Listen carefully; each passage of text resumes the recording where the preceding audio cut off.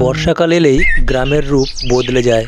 দিনের বেলায় সবুজ ধানক্ষেত আর কাদামাটির গন্ধে মনটা ভরে ওঠে। শান্ত নিস্তব্ধ নিশ্চল গ্রামটার চারিদিকে ভয়ঙ্কর ভুতুড়ে গন্ধে বাতাস বয়ে বেড়াচ্ছে। এই ভর দুপুরবেলার প্রচণ্ড গরমে রাখাল রিস্কাওয়ালা গুনগুন করে গান গাইতে গাইতে বাড়ির দিকে রওনা দিল। শুনেছি নাকি এই গ্রামে সন্ধে হলেই ভূতের উৎপাত বেড়ে ওঠে। সাদা শাড়ি, লাল পাড়, তেমনি দাঁত খেঁচানো এক ভয়ঙ্কর মূর্তি। এই ধান ক্ষেতের পাশেই রয়েছে এক বিশাল বড় পুকুর। এই পুকুরটাতে পাহারা দেয় সারা দিন ধরে। মাছ ধরা তো দূরের কথা, এই পুকুরের আশেপাশে কোনো মানুষ আসতে সাহস পায় না। এই বীভৎস মূর্তি সারাদিন এই পুকুরের আশেপাশেই পাহারা দিতে থাকে। লোকজন বলে এই পুকুরটা খুব ভয়ঙ্কর, যে আসে সেই মারা যায়। এই পুকুরের নাম হলো কালা পুকুর। এক একটা মাছের ওজন হবে কিলো দুয়েক, কিন্তু এই কালা পুকুরের মাছ খুব মিষ্টি। তেমনই একদিন ফেসেছিল রঘুদা আর বিমল। বিকেলবেলায় রঘুদা কাজবাজ সেরে বাড়ির দিকে যখন রওনা দিল, তখন আকাশ ভেঙে বৃষ্টি নেমে এলো। গ্রামের রাস্তার পাশের পুকুরে বৃষ্টির জলে মাছগুলো যেন খেলা করতে লাগলো।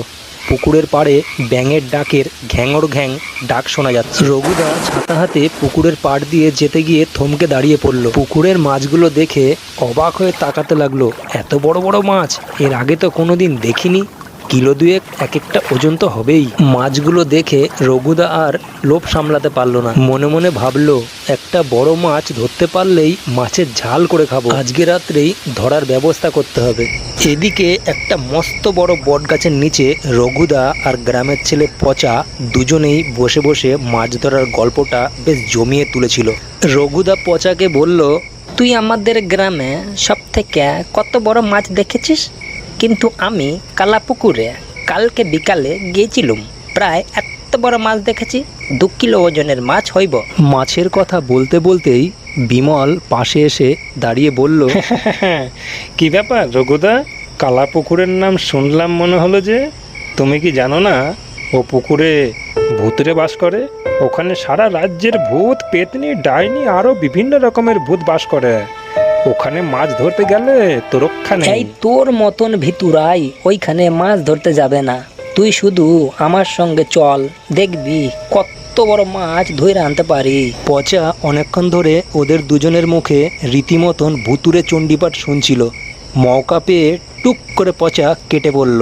রঘুদা বলে উঠল, বুঝতে পেরেছি, পচা বড্ড ভয় পেয়ে গেছে, কিন্তু তুই আমার সঙ্গে থাকবি, তোকে কিচ্ছু করতে হইব না। তুই খালি ডাঙায় দাঁড়ায় থাকবি, আমি মাছ ধরবো। বলতে বলতেই নেমে এলো আষাঢ়ের রাতের তাণ্ডব বৃষ্টি। দ্রুত পায়ে ওরা বাড়ির দিকে এগিয়ে চলল। এই বৃষ্টি সেই রাত্রে আর থামলো না। পরের দিন সকালবেলা এক্কেবারে ঝরঝরে বৃষ্টি একদম বন্ধ হয়ে গেছে। পচার বাবা মানে আমাদের ভম্বল কাকু সবজি নিয়ে বাজারে বিক্রি করতে যাচ্ছে। গ্রামটা এখনও নিশুতি, মাঝে মাঝে ঝোড়ো হাওয়া বইছে। এখনই বোধহয় বৃষ্টি হতে পারে। পাশের বাড়ির দরজা জানলাগুলো এখনো বন্ধ, ঘুম থেকে হয়তো এখনো কেউ ওঠেনি। এদিকে পাখির দল উড়ে চলল আকাশে। কালা পুকুরের মাছগুলো দিব্যি রোদে ঝলমল করছে। না, বৃষ্টি হওয়ার কোনো সম্ভাবনাই নেই। কালা পুকুরের নাম শুনলে সবাই ভয় পায়, তাই পুকুরের আশেপাশের বাড়িগুলোতে কেউ আর থাকে না। বিমল রঘুদার কথা বিশ্বাস না করে পুকুরে মাছ দেখতে এলো। দেখে পুকুরে বিশাল বড় বড় মাছ। তাতে বিমলের জিভ দিয়ে জল বেরোতে লাগলো। মনে মনে ভাবলো, রঘুদাকে দিয়ে আজকে রাত্রেই মাছগুলো ধরতে হবে, তাছাড়া কোনো উপায় নেই। এদিকে বিকেল হতে না হতেই আকাশ কালো হয়ে জমে উঠল। এখনই বৃষ্টি হবে বোধহয়। পাখির দল উড়ে চলল তাদের বাসায়। বিমলের মেজদা অমল চিন্তা করছে বৃষ্টি হলে ধানগুলো না ডুবে যায়।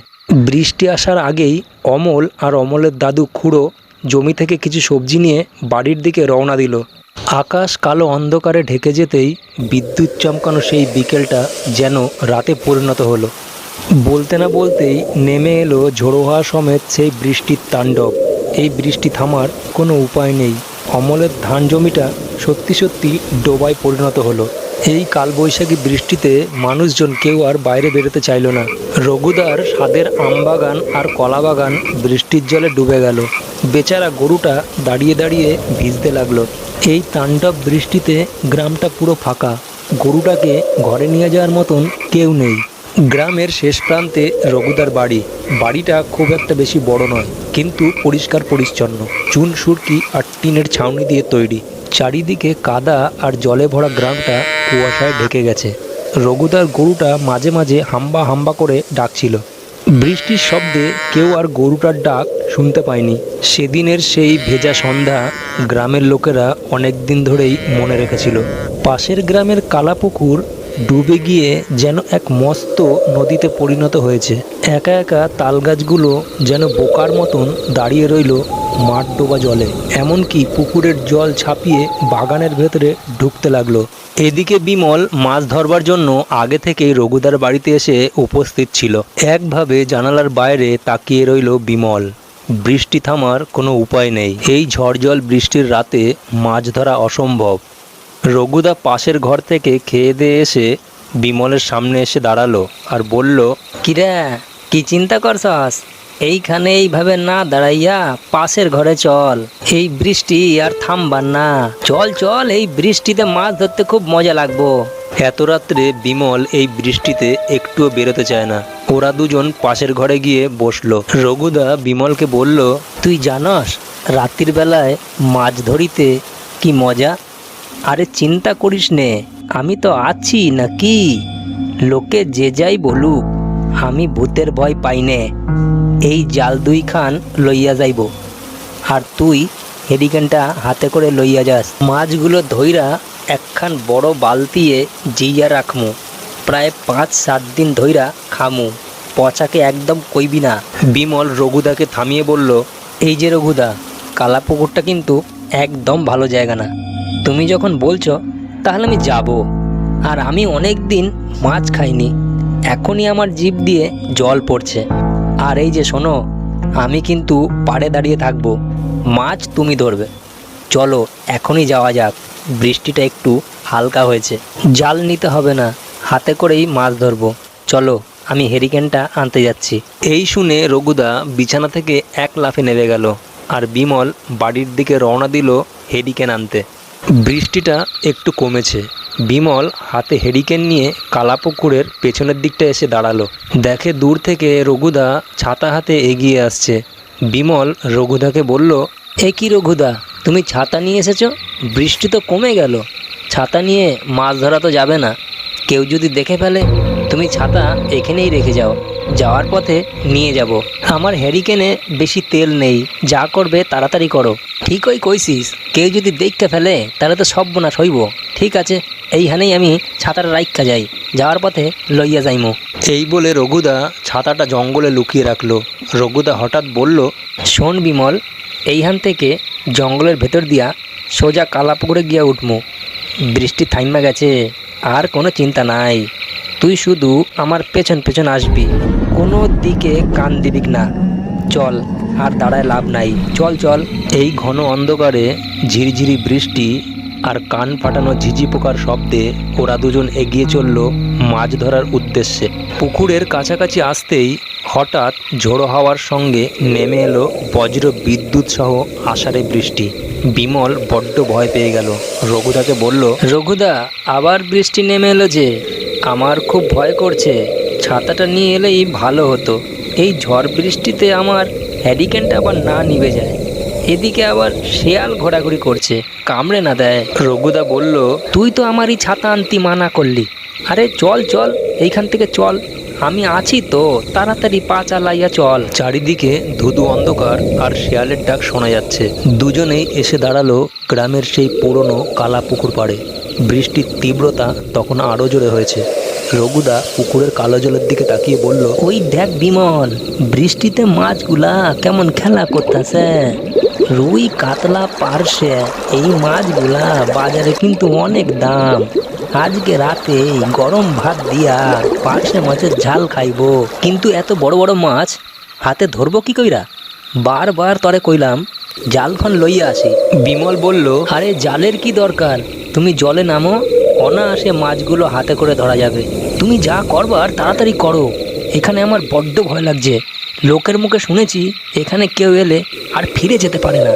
দাদুর মুখে শুনেছিলাম এই পুকুরের মালিক রিধিরাম মল্লিক বটগাছ চাপা পড়ে এই পুকুরের জলেই পচে গলে মরেছিল। তাই সেই দিন থেকে পুকুরের আশেপাশের বাড়িতে কোনো মানুষজন থাকে না। রঘুদা বলল, তাত্তি আমার কোনো কিছু আসা যায় না। আমার সাহস তুই দেখেছিস কোথায়? আমার দাদু ছিল খুব শক্তিশালী, তার নাতি রঘুনাথ আমাকে ভয় দেখানো অত সহজে নাই।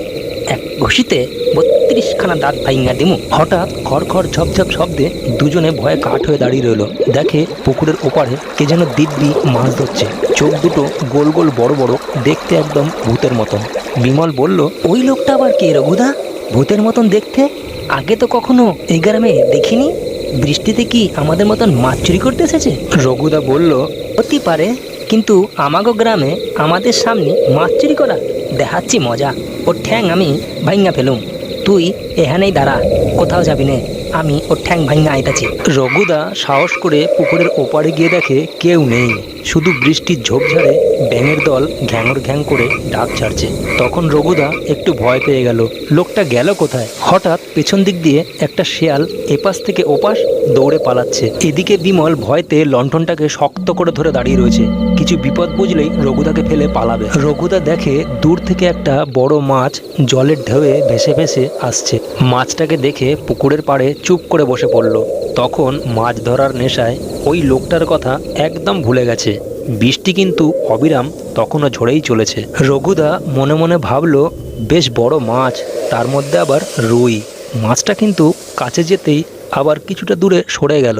হঠাৎ জল থেকে উঠে এলো মাছের বদলে এক বিভৎস মূর্তি। এই বৃষ্টিতেও বিমলের বুকের শব্দ, ধূপধাপ আওয়াজ নিজেই শুনতে পারছে। এদিকে রঘুদা চুপচাপ ধীরে সুস্থে উঠে দাঁড়িয়ে কিছুটা এগিয়ে গিয়েই মার ছুট। কালো পেতনিটা রঘুদার পেছন পেছন তাড়া করেছে। আর এদিকে বিমল মাছ ধরা চুলোয় যাক, লণ্ঠনটা কোনো মতন জব্দ করে ধরে নিয়ে গায়ে যত জোর ছিল এক লাফে বাড়ি।